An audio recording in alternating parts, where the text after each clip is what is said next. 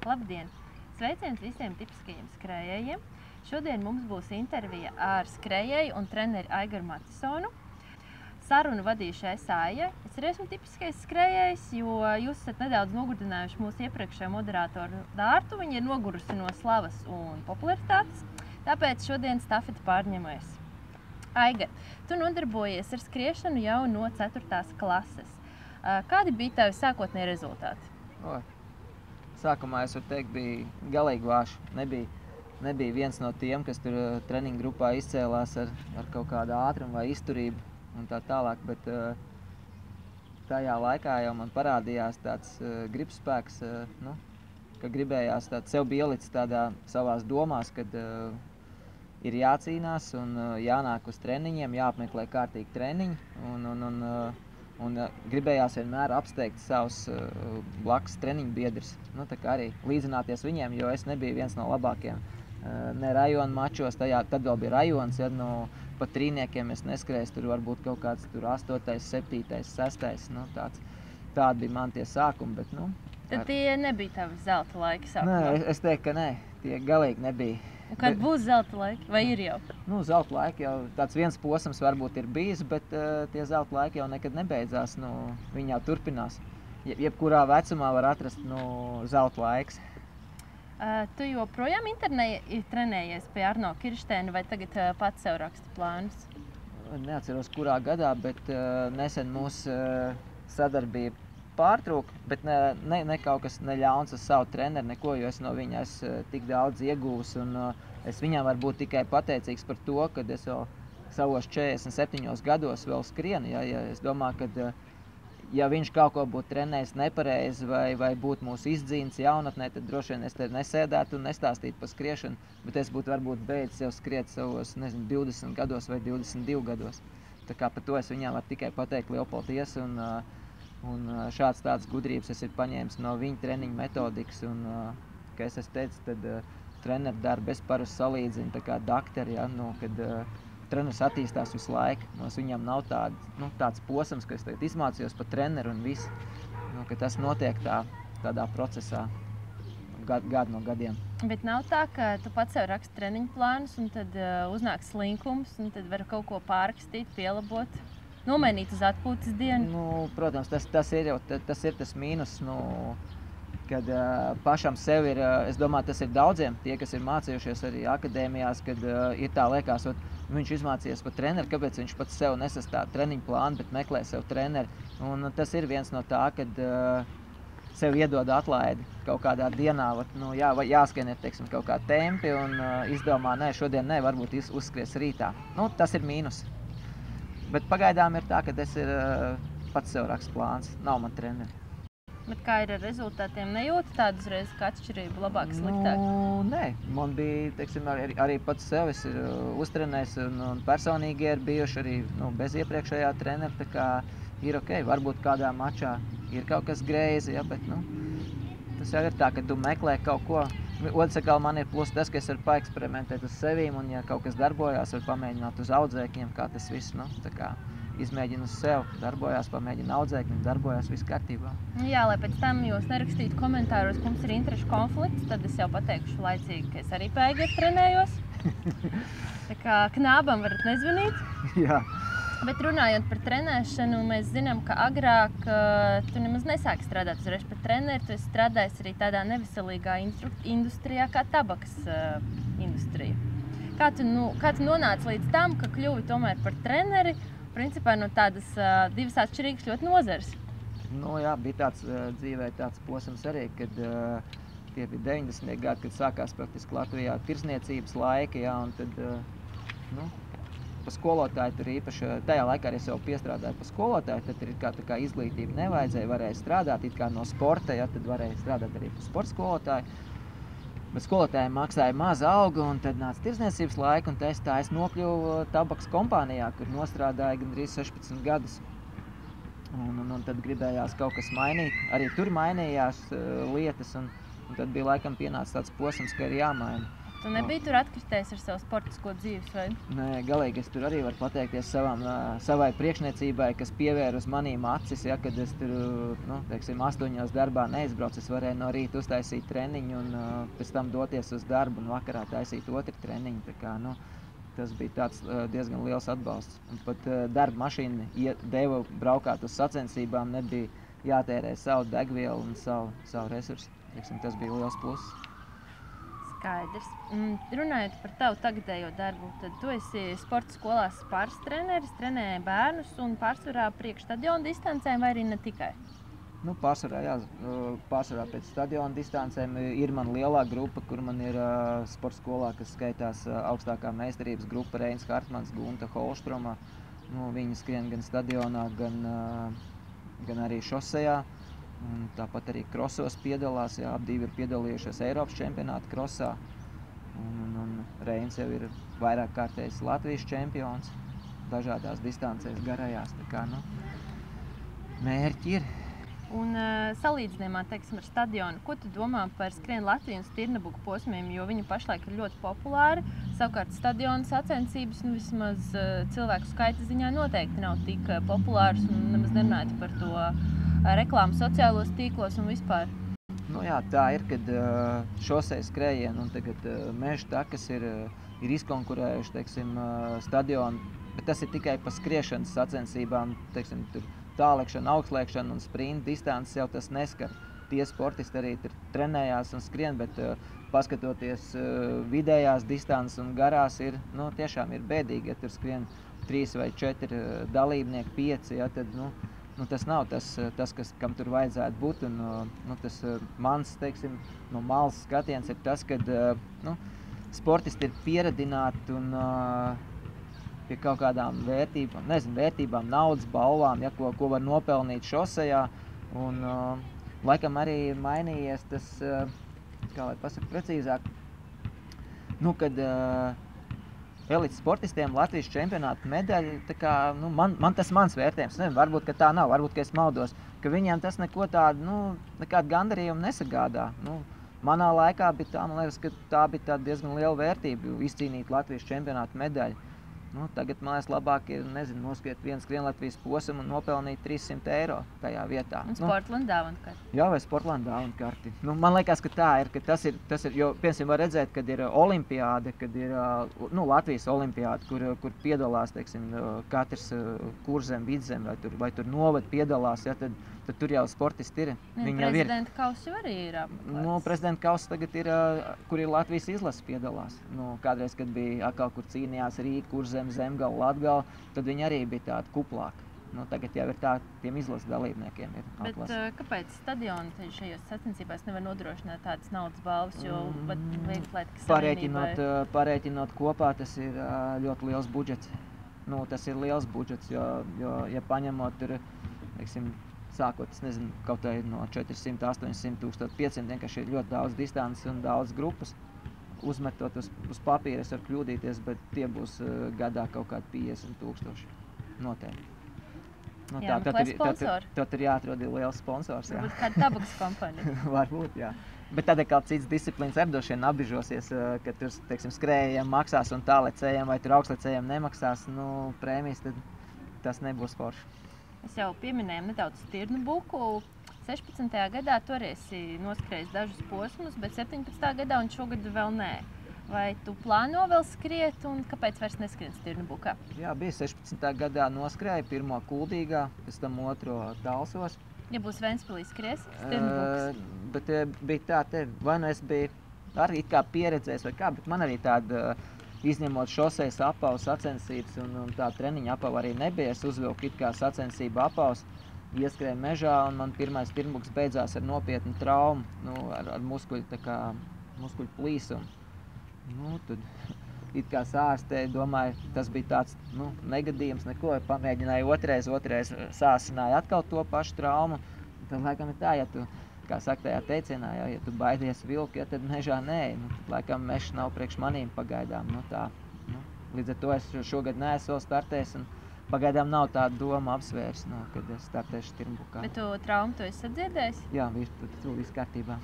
Un tu pie Ventspils ārstiem ārstējies vai pie Rīgas daktariem brauc uz savu traumu? Brauc uz Rīgu, palīdzēja arī bobsleja daktars, aizmirs Jānis bija, man liekas, Pie viņa aizgāja, viņš pakonsultēja, ko vajag darīt. Un, jo tā jau ne tikai Ventspilī, tagad ir atrisināta tā problēma, ir tagad fizioterapeita kabinets, un tad, kad uzcels jauno basēnu Ventspilī, tad tur būs arī speciāla fizioterapija, kur varēs iet sportisti. Un, es domāju, tas ne tikai Ventspilī, bet tas visā Latvijā, ka ir tāda problēma, ja tu neesi Slovā, ka tev nav kur aiziet. Piemēram, aiziet man kā trenerim arī, piemēram, ir audzēknis satraumēts jau un nav viņa, kur aizvest pie daktari. Ja tev nav pazīšanas, tad praktiski tā ir liela problēma. Ja nav polis, tad ir vēl sliktāk. Tad ir vēl sliktāk, jā. Tad tu ar savu kāju vai ko tur klibo mēnesi vai divas. Aigar, tu esi vienā intervijā teicis šādu frāzi. Ceram, ka pusmaratonisti tieksies uz maratonu, satelīta skrējiena dalībnieki uz pusīti. Kāpēc tu domā, ka obligāti vajag tiekties uz lielākām distancēm? Un vai pašlaik nav patiesībā tā novērojama pat kā slimība, ka cilvēki grib skriet nevis ātrāk, bet vairāk? Jo citi pat nevar izskriet arī pusmaratonu zem 2 stundām, bet grib sagatavoties maratonam, grib noskriet tieši maratonu, varbūt pat kaut ko vēl lielāku, kādu ultramaratonu. Jā, varbūt tas droši vien sen tad ir teicis, tā.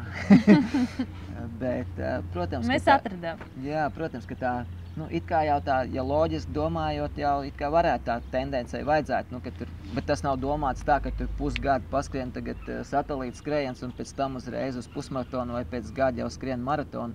Es domāju tā, ja cilvēks tiešām ir sācis tikai skriet, tad es nezinu, tad droši vien maratonu viņš varētu skriet, es teiktu kaut kādi 4 gadi, pēc 4 varbūt, domāt par maratonu. Ja viņš tikai no nulītes ir sācis, ja, kaut mums jau ir tā, tajā tautas sportā ir tā, ka grib tagad un uzreiz, ja, jau vakar. Jā, šodien paskrien, ja, un viņš jau domā par pusmaratonu, kaut viņš nav gatavs, bet man arī liekas, man arī audzēkņiem tā ir, kad es dabū kādu atrunāt no tā, ka nav pienācis laiks vēl skriet, tad, piemēram, kaut vai to pašu 10 km vai neiet runa vēl par pusmaratonu, ja, tā kā... Un tevi klausa? Ir, kas klausa, ir, protams, arī, kas neklausa, Bet, principā, tas, kā tev, kā treneris skatījumā, droši vien agrāk vai vēlāk arī noved par kādām traumām, pārslodzes? Protams, ķermenis vienkārši nav sagatavots, nav tam gatavs, un līdz ar to, protams, tas audzēknis jau liels, mēs tā kā sakam, ja ar lielo cilvēku jau tu izrunā, tas jau nav bērns, ja viņš man saka, jā, viņš grib, tad man, protams, ir tā kā nedaudz arī jāpakļaujās viņam, jā, un tā programma jācenšas sastādīt, lai viņš tomēr to mērķīti izpildītu, ja, bet kaut kas pareizi droši vien nav. Es teiktu, ka steigties nevajag, jo paspēs savu pusmaratonu vai maratonu noskriet vēl, un otrs jau tas, ka, ja tu esi labāk sagatavojies, tu jau noskries to pusīti vai maratonu ar baudu, nekā tur mocīties, negatavam. Es pats esmu pamēģinājis, kā ir, kad negatavs skriet maratonu. Otrais negribētu. Kas notika ar maratonu klubu, jo tagad es saprotu, ka Ventspilī jūs esat atsevišķi ir maratonu klubs un Matisons Runners Club. Jā, tas tāda varbūt sāpīga tēma, tādu visu negribētu tādos sīkumos, bet, laikam bija pienācis laiks, kad man ar Andri bija jāatdalās, un tā kā man pašam arī audzēkņi daudz, un tad gribējās izveidot kaut ko savu, tāds, tā kā. Un tad nonāca pie savu klubu un no maratona kluba aizgāja projām. Protams, ka tur sāp ir tāda, ka tika pasniegt nepareizi informācija bijušajiem klubu biedriem, ja, vai dalībniekiem par manu aiziešanu no kluba. Bet to es tā publiski negribētu teikt. Varbūt, tas tā. Ja mēs būtu abi ar Andri kopā, teiksim, kādā intervijā varbūt gadīsies tā, tad kā saka, acis pret aci, tad arī pateikt, kā tad īstenībā bija. Ja, vienkārši. Viņam neesot klāt, es neko negribu slikti teikt, tas lai paliek uz viņa sirdsapziņas. Varbūt jums vajag kādos mačos izskriet? Viņš jau man netiek līdzi. Kādi vispār tagad ir klubam attīstības plāni, ko mēs varam sagaidīt? Klubs ir tikai pagājis ir gads, ja mēs pagājuši gadu bijām nedaudz pār pa 40, ja nemaldos 44 kartiņas bija vai 45, tad dotajā brīdī mēs esam jau 70, tā kā klubs ir audzis, ir lielāks pats. Es teiktu tā, ja sasniegt 100, tad es būtu ļoti priecīgs. Man liekas, ka tāds 100 tāds foršs cipars un arī tas daudzums ir ok. Jo man liekas, ja ir vairāk, tad arī, teiksim, man kā treneri vai arī klubu vadītāji resursi jau arī nav izsmeļams, jo katrs cilvēks ir savu personību. Es uzskatu tā, ja viņš manā klubā ir, tad man pa viņu ir jānes atbildība, jāpalīdz viņam, un tas viss prasa laiku un mans resursi, bet tas ir forši, es priecājos par katru dalībnieku. Un otrs jau varbūt jau kā piefiksējāt, šogad mēs esam izlikuši arī komandu uz Skrien Latviju, MRC Nike komandu, tad ir otrā komanda ir MRC Muller Auto Ventspils, arī Stirnbukā mums ir komanda. Tad pa pirmiem Skrien Latvijas posmiem mums pirmajā posmā bija 3. vieta, otrajā ne savā stiprājā sastāvā mēs bijām 2. Stirnbuka posmā pirmajā dēļ nelielas stratēģijas, viena dalībniece kļūdījās trasē, līdz ar to mēs zaudējām vairāk kā 1000 punktu, mums nebija viena ieskaita. Tā mēs būtu stabili top 3, ko pierādīja tagad 2. posms Ogrē, ka bija top 3. 3. vieta bija. Tā ir stipri skrējēji klubā. Kā jau visos klubos. Kāda ir vecuma amplitūda? Kas vairāk jaunie, vecāki? Es teiktu tādu vidēji. Nevar teikt veci, jauni. Ir bērni arī, ir kas visa ģimenīte ir iestājusies klubā. Vecāki piespied bērniem arī skriet. Jā, tas jau forši. Un klubs attīstās. Un es domāju, ka pa MRC klubu dzirdēs labas lietas. Un tu ne tikai esi savā klubā, bet arī Ventspils novada domē. Pastāsti, ko tu tur dari? Jā, Ventspils novada domē jau 2. sasaukumā. Šī nav politiskā reklāma. Jā, šī nav. Es novadu domas deputātos. Tas arī prasa kaut kādu laiku paņem. Ja domas sēdes ir komitejas sēdes, ir finanšu komitejā ir. Un tā, tur jau kā deputāts es varu tikai cīnīties par savu novadu iedzīvotāju labklājību. Sporta interesi tev jāstāv. Protams, sporta interesi arī. Es varu pateikties saviem domas deputātiem un priekšsēdētājiem Aivaram Muciniekam, kad viņš atbalstīja, kad mēs ar Valēriju aizgāja, ka viņš atbalstīja piltenes skrējienu, jo novads tiešām, es uzskatu, ka liela atbalsta, mums finansējums nav jau ko slēpt, tie 4000 no Ventspils novada domas, kas tiek novirzītas skrējienam. Mums tieši nākamais jautājums ir par pilteni. Tātad tur mums ir tagad jauns stadions, ir noticis Latvijas čempionāts 10 km. Es saprotu, ka šogad arī būs 10 km Latvijas čempionāts. Kas tad notiek piltenē? Daudz cilvēki trenējas, stadions apmeklēts? Jā, stadions vēl nav galīgi pabeigts 100%, bet ir apsolīts, ka maijā viņi pabeigs, jo ir palikusi tikai piespicēta ar virsējo kārtiņu, kā saka, uzlikt sarkano segumu un savilkt līnijas un stadions tiks nodots.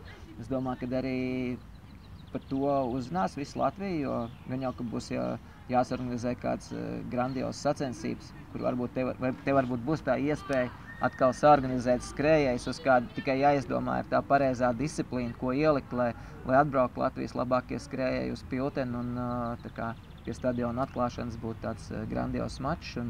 Mums jau atkal var pateikties LVS, Latvijas Vieglatlētikas Savienībai, ka mums jau ir 3. gadu uzticēts organizēt 10 km šosejas skrējienu. Es domāju, ka esam pierādījuši, ka ne tikai lielās pilsētās var uzorganizēt labus mačus, kad arī mazos novados un laukos var uztaisīt tādas labas un kvalitatīvas sacensības. Un runājot par sacensībām, mēs esam no dažiem mūsu sekotājiem, skrējējiem dzirdējuši par Skrien Latviju posmu Ventspilī, ka nepatīkot bruģa posmus un sāp kājas pēc tam. Lai gan patiesībā Latelekom maratonā jau arī, nezinu, vai šogad neatceros, trasē būs bruģi, bet arī ir. Ko tu par to domā? Rīgā jau tas bruģīts ir tāds, vēsturisks, viņš jau ir tāds, Ventspilī tomēr, kā jau visur ir tie bruģi līdzenieki lucīši. Ir, protams, atšķirības skriet pa asfaltu vai skriet pa bruģīti. Ja nav pierast, man personīgi arī pašam, cik sanāk skriet pa to Ventspils bruģīti, nav forši. Viņš ir cietāks, tā kā pie viņa ir jāpierod un varbūt tā, ka no tām arī, kad, kājas piedzenās un muskulīši ir sāpīgāk. Tas noteikti tā ir, piekrīt. Nākamā jautājuma sadaļa mums par trenēšanos. Tātad, tā kā tev ir audzēkņi ne tikai no Ventspils, bet arī no Rīgas, piemēram, arī es, tad notiek treniņi principā online režīmā. Kāds tev komentārs, kā, teiksim, tā treniņu kvalitāte, kā tu vari izsekot līdzi audzēkņiem, uzmanīt viņus, varbūt kāds nošmalcās, uzraksta, ka ir izskrējis, bet nav izskrējis, pēc tam sacensībās slikti noskrien, treneris vainīgs? Jā, protams, kad online trenēšana tagad it kā ir tāda populāra, ja, bet teikšu tā pat, ka, protams, klātienē būtu labāk, 100% labāk, es teiktu tā, bet tā kā tā iespēja tāda ir, ne visiem atbraukt uz Ventspilu vai atkal trenerim būt klāt, tas ir tas variants, ka tomēr rast šo uzticību viens otram, tā kā es vienmēr saku, ja ņem treneri, tad ir jābūt tai sadarbībai tādai ciešai un nevajag kautrēties, jo arī, ja kādreiz kaut ko neizdara, tad to nevajag slēpt no trenera, jo tā tikai strādājot kopā jau var sasniegt to mērķi un var sasniegt, ir pierādīts, ka var sasniegt arī ļoti labas mērķis trenējot attālināt. Tas nav šķērslis. Ja audzēknis uzticās trenerim un rodās tā foršā sadarbība, tad es domāju, ka tur var arī labi satrenēt sūtot ēpastus. Ir arī tā, ka man ir pulksteņu paroles, kur es paskatos kontrolšāviens, atzīšos, visas treniņas es neizietu cauri, jo tas vienkārši nav iespējams. Bet, ka es jūtu, ka kādam ir jāpaskatās, kā notiek treniņi, tad es gan izietu visam tam ciklam cauri, kas ir darīts, kas nav darīts. Kā Rīgas satiksmes kontrolieris uztais. Jā, tā kā. Bet, protams, ir man plānos ir tāds, kad nodos Piltenes stadionu, taisīt tāds audzēkņiem savus nometnītes. Piektdienas vakarā atbrauc, paliekam internātā, sestdien, svētdien treniņi, sestdien 2 treniņi, svētdien 1 treniņš, pēcpusdienā brauc mājās. Jo ir jau tādas lietas, ko es piefiksējis, kad es klātienē tiekos ar audzēkni, kad ir vienkārši, ka to vingrinājumu arī es nevaru varbūt tik precīzi aprakstīt, kā viņi jāpild ir, un tad, kad mēs satiekamies, jāpild šitais īstenībā pilni nepareizi. Tas ir tā tāds skriet krosa, tas jau to jau var izskriet, bet ja ir kaut kāda papildus vingrinājuma, tur jau tā kā prasās tomēr tas treņuks klāt, kas tā kā piebakstīt, pieregulēt, kā saka. Tu tā kā mēģini laust arī cilvēkiem, kam ir, tavā ieskatā nepareiz skriešanas tehnika, vai tā kā, ja traumas nav, tad lai skrien? Tas ir sarežģīti. Es domāju tādu, kā lai tā precīzāk pasaka, grūti, man liekas, ir mainīt tādu skriešanas stilu jau, vidēji gados, kas jau ir un vecāks, tagad viņam teikt, ka vajag tagad mainīt šitā vai šitā. Es domāju, tad būs vēl lielāks problēmas nekā tā, kā viņš skrien. Tā. Kas tagad ir arī populāri, tagad gadžetos saskatās, ka kadens vajag, tur kadens, mēram kadens, biežam soļi, viss, Tas jau neskaita kadens? Nē, tas nav man galvenais rādītājs. Es paskatos, bet tu zini, cik tev ir? Es domāju, ka jā, varētu būt kaut kā 90 vai 91, bet nav. Tad jau gandrīz ideāli. Jā, bet vai no tā, vai man būs 91 vai 92, vai es no tā skrien ātrāk? Cik tavuprāt vienam trenerim var būt maksimāli audzēkņi? Rēķina diennaktī, cik stundas ir 24? Katram audzēkņam pa stundai būs ok. Tas ir daudz. Bet ja treneris būs neizgulējies. Jā, tad kvalitāte zudīs. Un cik tev ir, ja nav noslēpums? Vai tas ir komerc noslēpums? Nē, tas jau komerc noslēpums, ne komerc. Man jau ir tā, man jau dažādi. Man ir, sporta skolas audzēkņi ir, kas man ir tā kā sporta skolā, kur man ir jānostrādā savas darba stundas, jāvad grupiņas un pēc tam ir arī individuāli, kas man ir. Bet ir daudz, man prieks, kad, tā, tukša vieta nekad nestāv. Ja kāds gadījumā aiziet, kaut kādu iemeslu pēc. Bet tev ir kaut kāds limits, ko tu sevis uzliks? Protams, kad ir limits, kad nav jau mans resurs arī nav izsmeļams un kā jau saka, katrs audzēknis prasa savu un ir jādod no sevīm enerģiju. To es jūtu, kad mačos, kad tā kā saka, online mēs sarakstāmies, tas ir viens, sacensībā tomēr gribās ar audzēkni parunāties klātienē, kā tad viņam iet, kāds viņš izskatās un tā tālāk, un tas prasa daudz laika. Es jau saku, nemaz nepaspēju vienos mačos ar visiem izrunāties. Un Kā ir vispār tev vieglāk trenēt vīriešus vai sievietes? Vai tu neesi tādas dzimuma atšķirības novērojis? Varbūt sievietes tur kaprīzākas protams, ir. Tu vari droši teikt, es neapvainošos. Kā man, tad, kad es sāku par treneru strādāt sporta skolā Spars, tad vieglietu treneris ar lielu pieredzi Jūras Petrovičs man teica, būs tev meitenes, būs tev sirma mati. Jā, tā kā meitenēm ir tomēr savādāk, ir jābūt savādākai pieejai, meitenes vairāk jāpaslavē ir un tā tālāk. Tā kā, tas meitenēm varbūt ir tas, ka trenerim jābūt tādam gudrākam, kurai meitenei ko vajag pateikt. Un viena es zinu ritīgi, kas meitenēm nepatīk. Meitenes nevajag salīdzināt ar citas meitenes. Teikt, tiešām, tā meitene noskrēja tā. Bet varbūt tieši kādai būs motivācija? Vienreiz pamēģināju un dabūju kārtīgi precitienu. Pēc tam es izlasīju gudru grāmatu vai kaut kur tam līdzīgi, kur bija rakstīts, ka, vai kāda man meitene to pateica, ka meitenes nekad nedrīkst salīdzināt ar citas meitenes, ka tas viņai ir tāds, tāpēc ir sitiens zem jostas jā, vietas. Apmēram, jā. Tā kā, es teiktu tā, vīrieši vieglāk trenēt ir, tomēr tā var pateikt kaut ko skarbāk un meitenēm tomēr emocijas un tā. Tu savu sievu arī trenē, viņa tev klausa? Trenē, jā, bet viņi var arī pateikt, ka nē, es šodien neiešu uz treniņu un viņi arī neaiziet. Un es neko nevaru izdarīt. Turpinot treniņu tēmu, parunāsim par pulsu un kilometrāžu. Cik apmēram tu vidēji skrien gadā kilometrus? Vidēji gadā plus mīnus varētu būt no 5000 līdz 6000. Kaut kur tā, atkarībā, kas tajā gadā ir bijis. Ja pieņemsim, ja sanāk tā, ja pavasarī maratons un rudenī maratons un vēl nometne, tad noteikti tie būs ap 6000. Cik kvalitatīvi tu vispār gan sev, gan audzēkņiem uzskati, ka var cik gadā noskriet maratons? 2? Te jau atkal ir, mēs daudz reiz ir runājuši arī, kad ir sevišķi, kad nometnē esam, ir gan ar lieliem audzēkņiem, gan arī tā ir parunājuši. Ja kāds būtu tā, kas pateikt, pieņemsim, kad pietiek arī ar 80 km vai 100 vai tur 120 vai 180 un no tā mēs skriesim tik un tik, tad jau mēs visi būtu baigi gudri. Nekad mēs nevaram to paredzēt, cik tad ir tie pareizie kilometri. Vienam varbūt pietiks ar 80, vienam vajadzēs varbūt 150.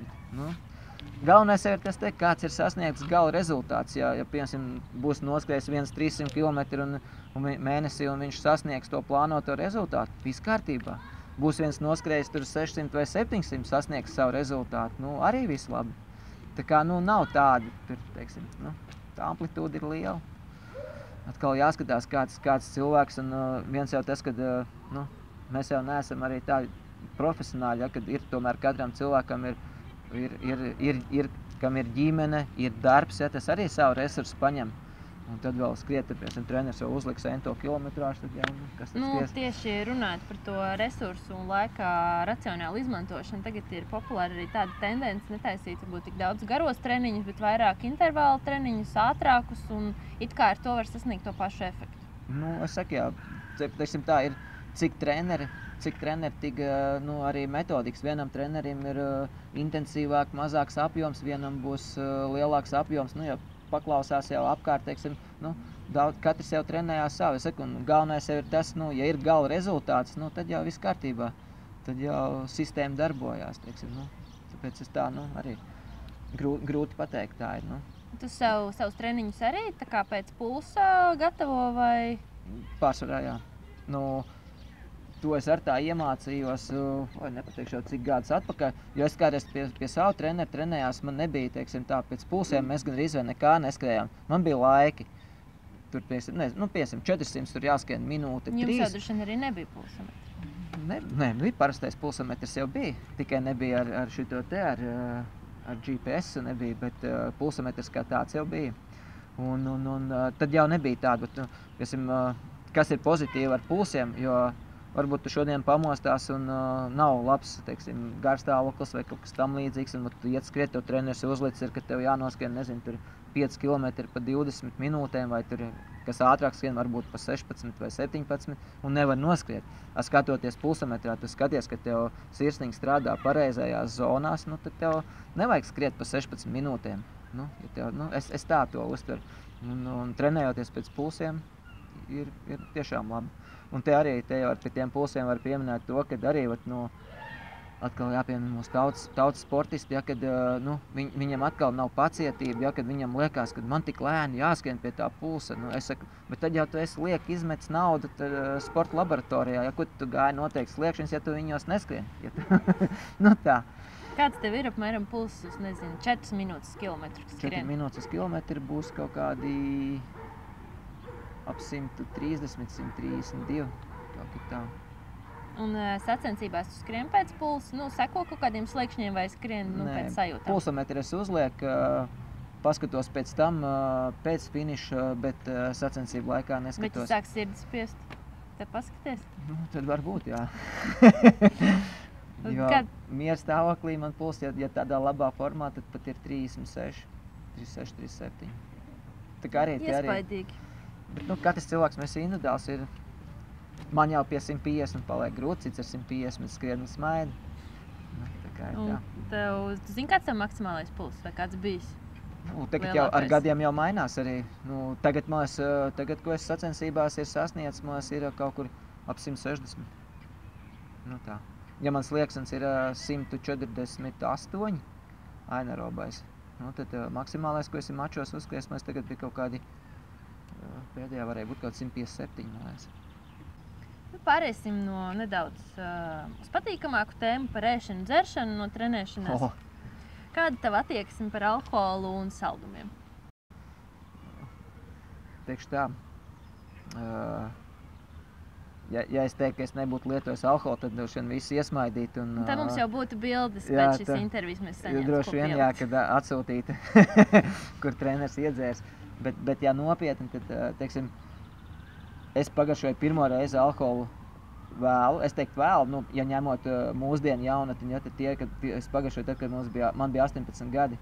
Mēs nolēmām ar vienu treniņu biedru arī pamēģināt, kā tad ir, kad iedzeru. Mēs nopirkām priekš 2 un apdzērāmies 8. Bet tas jau man bija 18 gadu pār, tā kā neko tādu nepārkāp. Tad bija baigais posms, es domāju, visu vairāk nekad pamēģināts un tiešām bija ļoti slikti. Un tad, protams, arī dzīvē bija tāda posma, kad likās, ka var sportot un kad alkohols netraucē. Bet atzīšos to, kad viņš traucē. Es nesaku, ka jābūt ir galīgi varbūt atturībniekam tā tālāk, ka nevar iedzert vīnu vai kaut ko tam līdzīgi, bet ir jāzina laiks, kad to var darīt un tā tālāk. Un dotā brīdī praktiski jau, teikšu tā, gads 10, varbūt pat vairāk, tikpat kā nemaz nelieto alkoholu. Jāņo salu? Arī nē. Bezalkoholisko? Bezalkoholisko, jā. Kādreiz kaut kādu vīnu glāzi iedzeru vai tā, bet tiešām maz. Tad varbūt tu ēdi saldumus daudz? Saldums gan es uzēdu. Neizskatās. Bet arī man ir tā, ka ja es iet uz mērķi kādu, gatavojos tur maratonam vai tādu, kur es tiešām gribu sasniegt labu mērķi, tad es no daudz kā atsakos. Tad piemēram, ir tā, ka tie 2,5 mēneši, 3 ir tādi iežogoti. Protams, ka gribās kolu, es izdzeru arī kolu arī tajā brīdī, bet praktiski iežogojos saldums. Saldums es garšo, kad šokolādi jau apēdu, un man liekas tā, es dzīvoju pēc tādas devīzes, ka, ja man organisms prasa, tad es nograužu to šokolādi, kā saka, to gabaliņu vai kā bijām uz vieniem kursiem, kas bija kaut 2 gadi atpakaļ. Tur uzdeva viens treneris, tā, kas trenēja Baltkrievas sportistus 800 metros, mēs pasaules čempionu medaļu izcīnīja. Viņai prasīja, kā jūs cīnāties ar meitenēm, ar lieko svaru.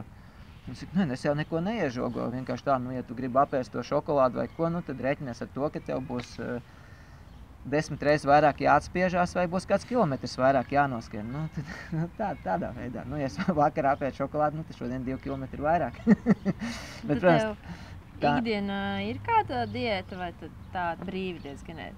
Ņemot vairāk, tu laikam trenējies, saprotu, 2 reizes dienā. Jā, praktiski 2 reizes dienā ir treniņi un, protams, ka es cenšos arī skatos līdzi, ko ēd, bet es atzīšos arī tādu, ka droši vien arī ne tikai man kā trenerim, bet arī daudziem citiem treneriem jau ir tas darbs jau tev ir, viņš sākās laicīgi, bet beidzās viņš vēl vakarā, un tad ir tie vēlēji vakari, kad ir tas, kad vēlas vakariņas ir. Nu, un tad tev jādomā, ko tu ēd. Nu, biespienu vai tur, nezinu, biespienu ar sīļķi vai tur salātu lapas uzēd un tā. Ir kaut kas, ko tu arī vispār nelieto no kādiem pārtikas produktiem? Īpaši izlepses nav. Ja es varu, tad es atsakos no paprikas un no puravuma. Jā. Tas man tāds, kas man negaršo. Un tagad pāriesim pie sporta uztura. Cik tu apēd želējas apmēram maratona laikā, sacensībās? Nevienu. Nevienu? Visus savus labākos maratonus es esmu noskrējis. Man ir bijis tā, ka man želēja ir bijusi speciāli somiņa nopircis ar tādu domu, ka man viņu vajadzēs. Bet maratonā es jūties tik labi, kad man ir bijis bailes vienkārši to želēju ēst, lai kaut kas nesākās kaut kāds vēdera problēmas vai kaut kas tam līdzīgs. Tiešām es godīgi atzīšos, kad es savus labākos maratonus esmu noskrējis bez želējiem tikai uz piedāvātā trašu ūdeņa. Varbūt tas sagatavošanas posms, ja mēs pieskarāmies pie diētām, tad ir tāda viena diēta, es domāju, ne tikai es to taisu, bet to arī daudz citu sportisti pirms maratoniem ir tā olbaltumvielu diēta. Tur atkal cik kurš dienas. Es parasti sākot ar svētdienu un beidz ar trešdienas pusdienām sāku ēst vairāk kokidrātus. Tas tāds, ko es tā paspīdzinu sev. Tas bišķi arī tāda raksturiņa paaudzina pirms maratona, jo viegli nav. Un ikdienā tu kaut ko lieto no sporta uztura? Jā, vai? Protams, tie ir sporta vitamīni. Obligāti ir recovery, tas ir tas, ko es dzeru, tāpēc, kad nedzīvoju pašā Ventspilī, darbs Ventspilī, lai tik līdz mājām paēst, ja tas paiet man vismaz savu stundu, ja, tad man vienmēr, pēc treniņa man ir līdz recovery, ko es padzeru. Recovery tas ir tāds viens no maniem, teiksim, bez kā man nav. Tāpat tās kaut ko tā kā mildrināt nevar dzert, tad ir citas lietas, ja, ko sirsniņai pastiprināt sirsniņu. Ko tu vari ieteikt lietot mūsu sekotājiem, amatieriem? Tas jau jāpakonsultējās, katram ir jānodod, teiksim, tā ir jānodod analīzes, jāpaskatās, kas varbūt trūks, jāpakonsultējās ar sporta dakteru. Tagad man saukt, es nosaukšu kaut ko es lieto, varbūt viņam nemaz tas nederēs. Tāpēc es tā neko, bet recovery ir viens no tiem, kas der. Protams, arī sāksies tagad siltie laiki, ja tur kāda elektrolīta dzēriena, kaut ko tādu padzert, un ja pa želējām, protams, viens jau arī tas varbūt, kāpēc ne želējas. Tās darba stundas jau, piemēram, tie paši, kas skrien vēl ātrāk par maniem, tur viņi jau skrien, teiksim, maz, ja, un ja salīdzina, kas skrien maratonu, tur, teiksim, tā no 4 un uz augšu, vai tur, tuvu pie 5 stundām, tad tā jau tāda normāla, darbdiena iznāk, un tad droši vien, kad jau cilvēkam gribās kaut ko apēst, un tad viņam tā žēlē ir kas palīdz. Ne jau pavēlt arī maratonos ir trasē banānu un tā tālāk. Pēdējais jautājums par ēšanas tēmu ir tumšais vai gaišais? Bezalkoholiskais. Un arī šodien mums būs paredzēts konkurss. Atgriezīsimies. Tātad mēs visi zinām, ka mums ir sponsors. Būs konkurss sadarbībā ar mūsu sponsoru veikalu SBP RAN, kas atrodas Krišjāņa Barona ielā 114. Jau tagad mūsu sekotājiem ir iespēja saņemt atlaidi 20%, nosaucot kodu tipiskais. Un Aigar, varbūt pastāst par saviem sponsoriem. Tas ir tieši par maniem, vai tas, kas mūs atbalsta klubu, teiksim tā, kas mūsu klubu atbalsta. Par visu mēs gribam zināt. Protams, jau, ka neesmu tik augsts klases sportists, lai man būtu pašam savu privātie sponsori, bet ir labi tādi sadarbības partneri, kas atbalsta klubu. Tas ir mums sadarbība ar Nike, ar Sportlandu. Tad ir, es teiktu, tāds viens no labākajiem arī atbalstītājiem ir Mullera Auto Ventspils, ja tur personīgi Uvim Baumfeldam var pateikties, ja, kas gan klubu darbību atbalsta, gan arī, teiksim, šie visi nosauktie arī atbalsta piltienas skrējienu. Tādu un pulsometrs.lv, kas mums tagad nesen var palielīties, klubam uzdāvināja zaļo Polar. Mums jau būs jāprasa Mārim kaut kāda samaksa par pulsmetru mūsu raidījumā. Tā kā par to Mārim liels paldies. Un arī paprastīsim. Jā. Tāda, kas vēl mums tāds ir, tad Ventspils olimpiskais centrs mums ir 50% atlaide spā, tur peldēšanas baseinos, ja, manēžā varam iet pa brīvu, ja izmantot stadions mums ir tā kā, tie, kas Ventspilī vai arī, kas atbrauc ciemos uz Ventspili no kluba, tur, Izklausās labāk apstākļi kā Rīgā. Varētu būt tā, jā, jums problēmas gan manēži, gan stadionos, jūs nelaiž iekšā, ja, mums tāda, Kurzemē tāda nepastāv. Tā kā tas tāds, protams, vēl arī tiek meklēt visas sadarbības partneri. Mums arī, neatcerēšos tagad gan viss nosaukums Rīgensi un Krāsas servis, kas mums atbalstīja Skrien Latvijā komandu pirmo, ja mums nosponsorēja apģērbus. Tā kā varējām pirmo komandu ieģērbt, kā saka, no kājām līdz galvai, ja, tur botām un drēbēm un tā tālāk. Tā kā par to atkal personīgi var pateikt Marekam Štrausam, kad viņš sameklēja un palīdzēja. Tā kā, tā. Un atgriežoties pie Nike, ko tu jau pieminēji, šķiet, ka Latvijā nav ļoti daudz cilvēkiem, kam ir jaunais Nike Vaporfly 4% botas. Mēs zinām, ka tev ir. Man ir 2 pāri. Pat 2. Jā. Cik tad viņas maksāja no noslēpums? Un vai ir tā atšķirība jūtama? Vai būs tev rekords 3 personiskais kāds? Noteikti, ka būs. Un maksā viņas tiešām dārgs, tik dārgs botas es nebiju pircis nekad. Bet, tā kā man tas Nike jau baigi patīk un uzrunā, tad es pat pirmās iegādājās. Viņš arī joprojām, viņas arī visā pasaulē, Eiropā, viņas ir limitētā daudzumā. Viņas netiek turētas tā pārdošanā. Viņas parādās, hops un izpērk. Un tad es pirmās dabūju, man palīdzēja puika, kas dzīvo man Dānijā, jo uz Latviju nesūt. Un tad caur Dāniju atsūtīja man. Tad varbūt tu biji pirmais Latvijā? Es domāju, ka es biju tiešām pirmais, kas saņēma Latvijā. Un pēc tam parādījās, tikai pēc laba laika parādījās Latvijā, bet tad arī bija no katra izmēra pa vienam laikam bija, un viņas ātri izpirka. Kaut cena viņām bija Latvijā, man liekas, 270 eiro, ja nemaldos. Tā. Kā man tāds ir 2, viens būs jau noskriets. Bet tu esi ietaupījis naudu no aliņiem, tāpēc tev sanāks 2. Jā, man tāpēc sanāk, tāpēc es saku, neņemiet to te tumšo vai gaišo, bet ņemiet Nike 4% Vaporfly. Bet jūtams tiešām ir, es domāju, tāds, kas man ir daudz apavu noskriet Nike, tagad neesmu skaitījis, bet varētu būt kaut kāda 84 pāri man mājās stāv. Man viņi visi saglabāti no 2000. gada. Tu varēsi taisīt muzeju, ka tu beigas skriet. Noteikti. Es meklēju visu laiku, es skatos kaut kādu ekspo, tur kaut kādu pieeju, kā es varētu viņus izmantot. Sapnis man ir tā, ka varbūt mums kādreiz būs pirtiņi ar sievu, tad es droši vien atradīšu kaut kādu vietu, kur viņas pirtī varētu nolikt. Tā, uz izstādi. Vai viņam varētu klubkrāslu uztaisīt? Varbūt, jā. Es redzēju tādu, kā ritenī tādu, kur viņi tā kā ritenī uzliek. Bet kaut kāda pieeja, jo sieva jau viņas man grib mest ārā. Bet ir tiešām kaut kāda 80 pāri noteikti. Tu varbūt ir kaut ko izmetusti un esi vairs saskaitīt tik daudz.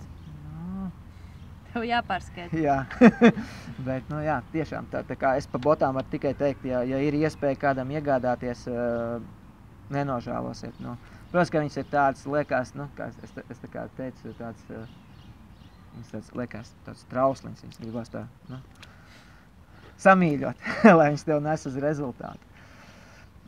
Tā kā tas tāds. Bet ir jau, teiksim tā, kad ir šitās Vaporfly 4%, bet ir vēl viena, kas skaitās vēl tā kā klases augstāk, ar ko skrien elites sportisti arī, kas ir Kipčoge, Bekele, tagad Farks, kas skrēja Londonā, viņiem ir Vaporfly Zoom Elite 4%. Un Kipčogiem pat bija tāds prints saucās, kam ir tā kā tas materiāls augšējais ir tā kā tāds, speciāli adīts. Tā kā tur ir tā priekš tiem cilvēciņiem, tā es vēl speciāls, ko teiksim, parastais nevar nopirkt. Es redzēju eBayā, it kā viņām pamatcēna ir $600 vai 600 eiro, bet eBayā maksā 1400 eiro. Viņš kaut kas pa kluso iznesis no rūpnīcas laikam. Vai arī Amerikā droši vien, kā es tā dzirdēju, ka kaut kādos 2 veikalos Ņujorkā vienā un vēl vienā kaut kur varot it kā par retam nopirkt. Vai arī pārpērkt no šitiem elites sportistiem. Tā, atgriežoties pie treniņu tēmas un par pulsiem, vai tu arī regulāri apmeklē slodzes testu un kur tu ej, vai tu ej Olimpiskajā vienībā? Jā, es tā kā cenšos vienreiz gadā apmeklēt. Parasti es to daru tad, kad ir tuvu savai sportiskai formai, var teikt. Un es esmu piekopis to, ka es to parasti daru pirms maratona. Tas man arī dod tādu drošību.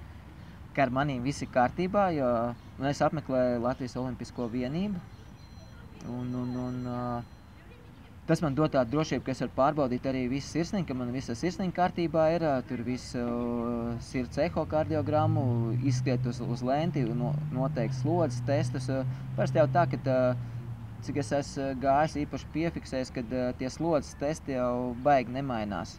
Protams, man gadi iet uz otru pusi, ja, tad it kā uz vecumu viņi tur pamainās. Bišķies tagad paņēmu, teiksim, pirmo testu, ka es aizgāju, un tagadējo, pagājuši gadējo, ja, tad tur starpība nedaudz ir, bet nav viņa liela starpība. Tā kā es pat ir tā citreiz arī man kāds audzēknis, viņš jau tur ir bijis tur pusgadu atpakaļ, jau viņš atkal grib iet uz testu. Es saku, priekš kam? Jo tā būs lieka naudas izmešana, nekas tur slodzes testos nemainīsies. Protams, ja jūt, ja gadījumā ir kaut kāds, liekas, ka kaut kas problēmas ar sirsniņu vai kaut kas tam līdzīgs, tad gan es iesaku aiziet pārbaudīties. Tad tu iesaki arī amatieriem iet uz slodzes testu? Protams, tas arī būtu tā, kad ir labi, kad nosaka to slieksnīšanu, tad arī tā, lai tu nedari sev pāri.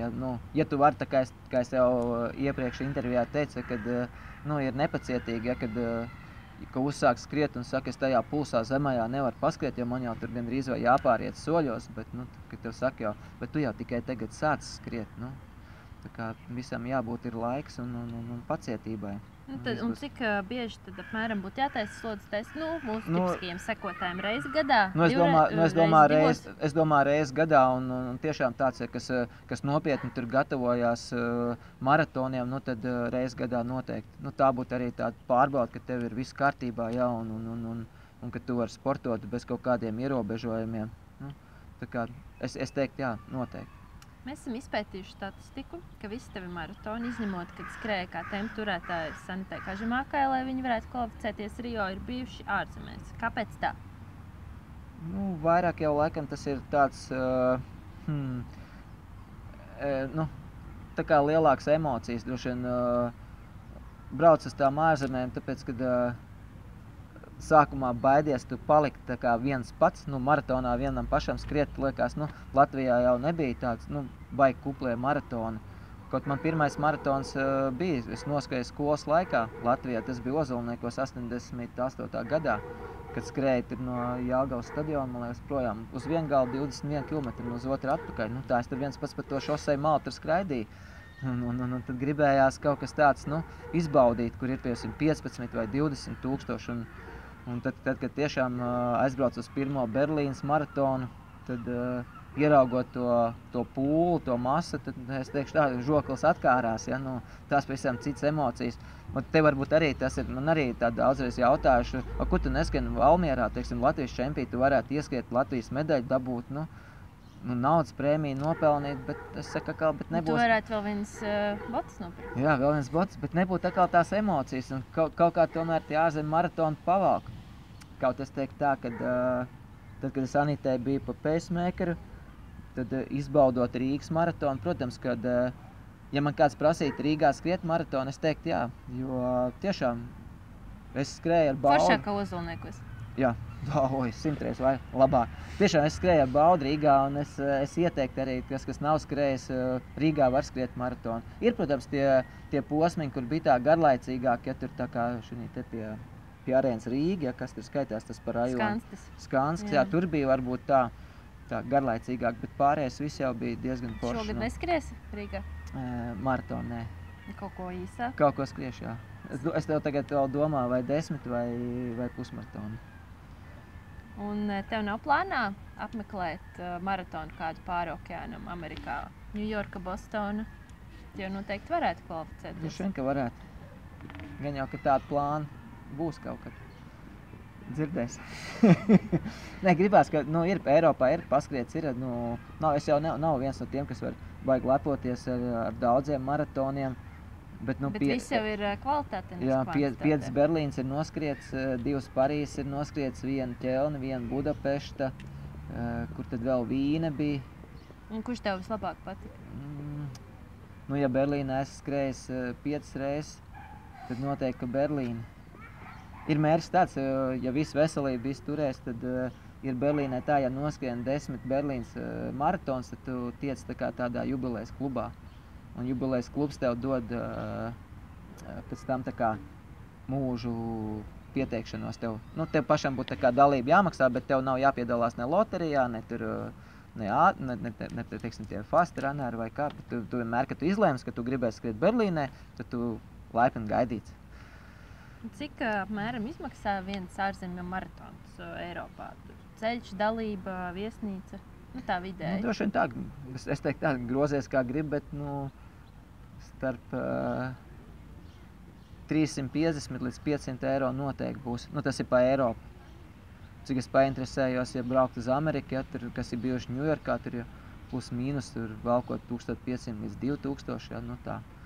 Tā kā, lēt nav, bet, tas jau forši. Mēs tagad arī tā kā klubam ir plāns rudenī vai Frankfurtu vai Amsterdam. Tā kā droši vien, ka šausim uz divām pusēm, jo arī saliekot uz papīra, Amsterdam iznāk tā kā dārgāk, Frankfurta, Vācija liekas tā kā lētāk. Tad, kas varēs atļauties, tie brauks uz Amsterdamu, kas tā kā tik daudz ne. Tie būs budžeta klase un jā. Luksus klase. Jā, tāda ir doma. Tā kā tas viss saliksies, bet uz to mēs tur virzamies. Tad tāds nedaudz atgriežoties jautājums, ko mēs iepriekš pieskārāmies tavai tempu turēšanai Anitai. Vai tu piekrīti, ka ja Latvija naturalizē kādu sportistu, tam sportistam būtu jābūt bišķu vairāk kā bišķu ātrākam par pārējiem? Vai tad, ja viņš startē jau tādā distancē, kur mums tā konkurence nav tik liela, lai tā kā nodrošinātu, tomēr arī mūsu pilsoņi no dzimšanas varbūt vairāk pārstāv mūsu valsti? Te arī te ir tāda, teiksim, man kā treneri, vai tas tāds mans viedoklis arī, es biju audzēkņiem līdzi uz Eiropas čempionātu krosā, tā skumji jau ir skatīties, ka tur, teiksim, turks skrien, etiopieši skrien pie turkiem, vai tur, nav. It kā tas no vienas puses, man liekas, tas nav tā godīgi pret tā kā savējiem. Man liekas, tad labāk paliekam bez medaļas, bet ar savējiem nekā tur tiešām, es nezinu, ja kāds grib, teiksim, kāds no vadības grib apmierināt savu to, nezinu, vai nopērkam Kenijietu un tagad mums Latvijā būs medaļa tur maratonā vai 10 000 metros, es teiktu, ka nē. Tad labāk mēs esam, nezinu, tur 12. vieta vai tur 15. bet ar savējo, man liekas, ka tas tā foršāk, jo kaut ja paņemam to pašu Anitas gadījumu, protams, ka no sportiskā viedokļa, bija noteikumi, bija zinām, bet tagad redzam, kad maratons noskriets jau olimpiādē pabijusi ir, bet tālāk mēs neviens neko nezinām, kur meiteni palika. Tāds, teiksim, tāds pienesums varbūt jaunatnē, kas skatītos, tur bija, redz, tur tāda mums Latvijas sportisti, es uzskatu, ka tas nenostrādāja. Es domāju, ja būtu Anita aizbrauktas, tas tomēr būtu pozitīvāk. Ne tikai tāpēc, ka es vilku viņas uz rezultātu, bet tas tā, no tādas... Mēs cerēsim uz nākamo olimpiādu. Jā, viņa jau jauns meitenes, tā kā viņām viss priekšā, tā ir tā kā... Maratons jau sākoties tikai pēc 30, 40. Jā, es tā kā skatoties šogad arī, piemēram, Bostonā, kur laikapstākļi bija tādi, teiksim... Krimināli, jā, var teikt. Mēs tā skrienlatīs posmā Daugavpilī ar Ilonu Markelu tur satikāmies un papļāpājāmies. Saka, Ilona, būtu tagad skrējusi Bostonā, es domāju, būtu tā laimīgā stunda bijusi. Mēs esam norūtīti šiem laikapstākļiem. Es domāju, ka noteikti, ja tur būtu kāda mūsējā skrējusi tādu līmenī, kas skrien zem 2,40, noteikti būtu trīniekā bijusi. Tie apstākļi nebūtu viņu sagrāvuši. To arī pierādījās viss Japāns, kas tur,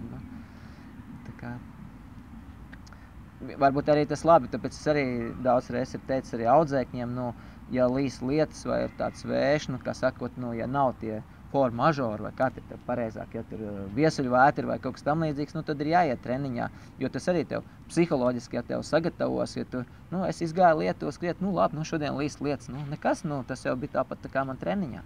Un es domāju, ka te daudziem arī tas nospēlē tajā maratonā, kas trenējušies, varbūt tāpēc ir treniņu nometne nevien tādā siltā vietā, bet paši arī varbūt mums jāpārņem Latvijā biznesa ideja šādām treniņu nometnēm. Novembrī būtu ļoti efektīvi un decembrī. Skarbējos, tumšajos tajos laikapstākļos. Keniešiem. Jā, lai viņi sagatavojās. Tas tāds būtu, jā. Tie, kuri ir izturējuši interviju līdz galam, jūs sagaidījuši konkursu. Konkurss ir sadarbībā ar veikalu SPB Run, kas atrodas Krišjāna Barona ielā 114. Atgādināšu vēlreiz, ka mūsu sekotājiem ir iespēja katru dienu izmantot 20% atlaidi, pasakot kodu tipiskais skriešanas apaviem. Nu, lūk, un tātad konkursa noteikumi par Aigaru Matisonu. Cik šogad, uz šo brīdi, tad šodien mēs filmējam interviju 7. maijā, no 1. janvāra līdz 7. maijam Aigars ir noskrējis kilometrus. Precīzākās atbildes autors saņems balvā pēdu testu no veikala SBP Run, kā arī pēc izvēles vai nu skriešanas seķis vai cepuri. Gaidīsim jūsu iesūtītos variantus. Paldies Aigaram par interviju. Paldies jums. Veiksmīgu sezonu tev. Paldies, ka uzaicināji. Bija prieks atbraukt, parunāt. Varbūt kaut vēl sadarbība būs mums. Jā, es jau labprāt. Ar tipisku skrējēju. Droši vien jā, kaut ko viss jau neizstāstīja, kaut kas jau bija jāatstāja arī. Būs otrā daļa. Jā. Labi, paldies. Lūdzu.